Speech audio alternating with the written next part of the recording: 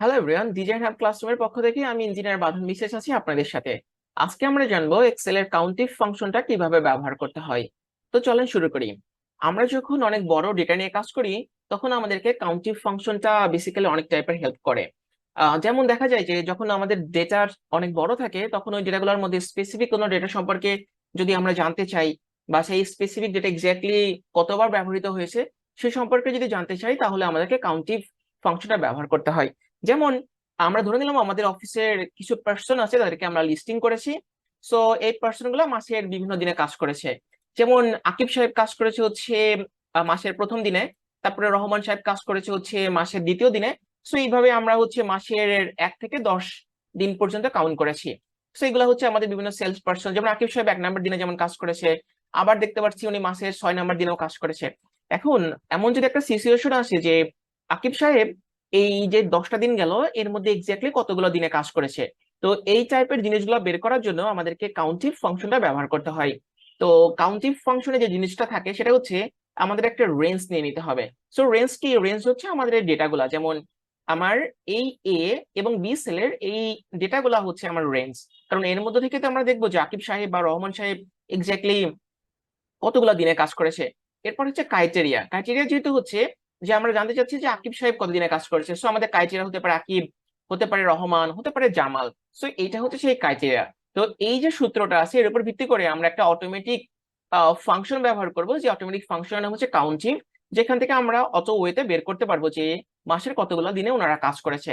So চলো আমরা ফাংশনটা ব্যবহার করে দিই। সো ক্রাইটেরিয়া এখানে আমরা লিখলাম হচ্ছে আকিব। এখন আমরা সরাসরি আমাদের কাউন্টিং ফাংশনটা ব্যবহার করব। সো এখানে আমরা ফার্স্টে হচ্ছে এক্সেলে যে কোনো ফর্মুলা লেখার আগে সমান সমান চিহ্ন ব্যবহার করতে হয়। সো আমরা ইকুয়াল চিহ্ন দিলাম, এই হচ্ছে ইকুয়াল। এরপরে আমরা কাউন্টিংটা ব্যবহার করব, COUNTIF। তারপরে আমাদের একটা ফার্স্ট ব্র্যাকেট ব্যবহার করতে হবে, করলাম।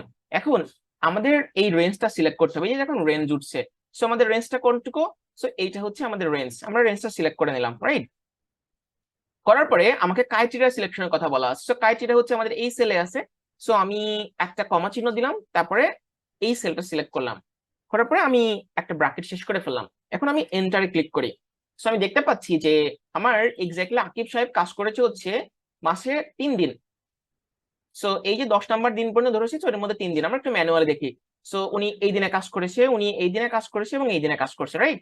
সো 3 দিন অটোমেটিক উঠে গেল। তো যখন দেখবেন আমাদের এরকম শত শত ডেটা থাকবে, তখন কিন্তু আমরা এটা ম্যানুয়ালি গুনতে পারবো না। তার জন্য আমাদেরকে এই ফাংশনটা ব্যবহার করতে হয়। এখন আপনি যদি আকিবের জায়গায় রহমান লিখেন, সো রহমানের কতদিন কাজ করেছে সেটা কিন্তু আসবে। সো আমরা এটা করবো কি, রহমান, RAHMAN। ওকে, চলান দেখি যে উনি কতদিন কাজ করেছে। সো উনি 1 দিন কাজ করেছে। সো রহমান সাহেব কিন্তু 1 দিনে কাজ করেছে, দেখতে পেয়েছেন? সো আমরা যদি এখন দেখি যে জামাল সাহেব কয়দিনে কাজ করেছে, সো এখন আমাকে জামাল লিখতে হবে, JAMAL। তো 2 দিন কাজ করেছে। সো দেখেন এই যে জামাল সাহেব 1 দিন, আরেকদিন হচ্ছে জামাল সাহেব। সো এইভাবে আমরা আমাদের কাউন্টিং ফাংশনটা ব্যবহার করে স্পেসিফিক যখন বড় ডেটা থাকে সেটা ভালোভাবে বের করে নিতে পারি। চলেন আমরা আর একটা এক্সাম্পল দেখে নিই। এক্সাম্পল হচ্ছে ঠিক এইটা। ধরলাম যে আমরা একটা একটা নির্দিষ্ট কোনো মাস, সেই মাসে আমাদের 30টা দিন থাকে। এর মধ্যে তো আমরা অনেক সময় আমাদের মেডিকেল লিভ নিতে হয়, বা ক্যাজুয়াল লিভ নিতে হয়, বা আর্ন লিভ নিতে হয়। বাকি দিনগুলোতে আমাদের অফিস করতে হয়, রাইট? এখন আমি যদি চিন্তা করি যে এক্স্যাক্টলি এই দিনগুলোর মধ্যে আমি কতগুলা আর্ন লিভ নিছি বা মেডিকেল লিভ নিছি, সেটা যদি একটু অটোমেটিক ফাংশনের মাধ্যমে ব্যবহার করতে চাই, সেটাকে করতে পারবো। হ্যাঁ, সেই জায়গাতেও বেসিক্যালি কিন্তু আমরা এই কাউন্টিং ফাংশন ব্যবহার করতে পারি। যেমন আমি ধরলাম যে মাসের প্রথম দিনে আমি ক্যাজুয়াল লিভ নিয়েছি, সো আমি CL লিখলাম, রাইট? এখন দেখা গেল যে আমার কোন একটা কারণে মাসে 11 নম্বর দিন আমাকে মেডিকেল লিভ নিতে হয়েছে। আবার আমি এই মাসে হয়তো কোন একটা অকেশনের কারণে আমি কি পরপর 3 দিন ছুটি কাটাতে যাচ্ছি। সো 19 তারিখে আমি হয়তো আর্ন লিভ নিলাম, সেটা হচ্ছে EL। আর একটা থাকতে পারে EL, আর একটা হচ্ছে EL। এখন এটা আমার প্রতিটা মাসে হতে পারে। সো এইভাবে আমাদের মনে করেন যে 12 মাসে 1 বছর, সো 365 দিনের জন্য আমরা কিন্তু এরকম এক্সেল ফাইল তৈরি করে আমরা অটোমেটিক ওয়েতে ক্যালকুলেট করতে পারি যে আমি এই 365 দিনের মধ্যে আমার কতদিন ক্যাজুয়াল ছিল, কতদিন মেডিকেল ছিল, বা কতদিন আর্ন লিভ ছিল। সো সিমিলারলি আমি ধরলাম আমি চিন্তা করতেছি আমার আর্ন লিভ কতদিন আছে। সো আমি এই ঘরে লিখবো কি, EL মানে আমার আর্ন লিভ। সো আমি কাউন্টিভ ফাংশন এখানে ব্যবহার করব। সো এই হচ্ছে আমার কাউন্টিভ।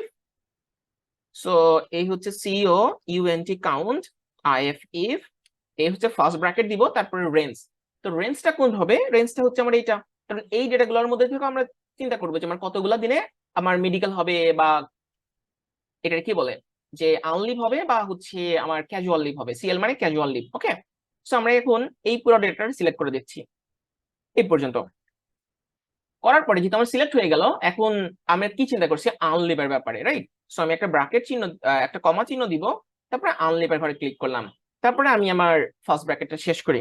সো এখানে দেখতে পান যে আমার কিন্তু 3টা চলে আসছে। এক্স্যাক্টলি আমার আনলিভ কত ছিল? 1টা 2টা 3টা। এখন আপনি যদি মনে করেন যে আপনার জাস্ট মাসে 4 নাম্বার দিনেও আপনি একটা আনলিভ নেবেন, সো এখানে আপনার একটা ইয়ার লিখতে হবে।